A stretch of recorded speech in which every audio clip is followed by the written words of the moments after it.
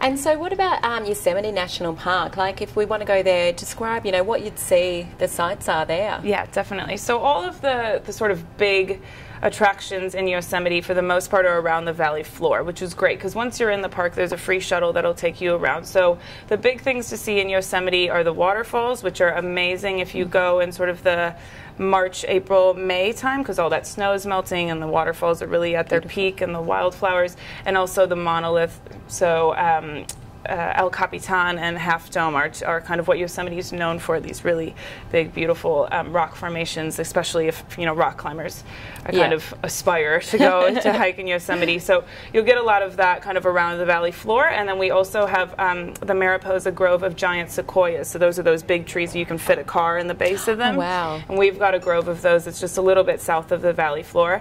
And that's actually been closed for a while, but is reopening to the public very soon. Oh, fantastic. Yes. And what would your perfect day in Yosemite look like? Well, of course, going to the valley floor and exploring. My sort of favorite view is what they call tunnel view. It was made famous by Ansel Adams, and it just gives you this incredible view of all the attractions. You get all the waterfalls and all the monoliths just in one shot, and it's pretty incredible. So getting a view of that, having a little hike around the park. I think if you go in the winter, so U.S. winter, like December, January, you get a really, really different scenery that you would never really get in Australia, and you can take a sleigh ride through the park, and it's like this perfect winter wonderland. So probably do something like that, and then head into the town of Mariposa, get a nice dinner, maybe a couple of drinks, and hang out in the area. Yeah. Sounds like a perfect day. Yeah. And do you know what attracted the likes of Marilyn Monroe to go to Greater Palm Springs?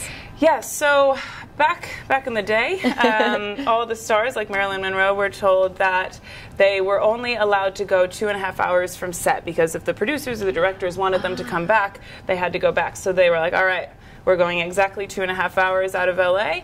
They ended up in Palm Springs. They kind of set up shop, and then it started attracting all the musicians and the gangsters and all like the kind of rich and famous and notorious, and they set up hotels and restaurants and venues, and it just became this sort of hot spot for Hollywood.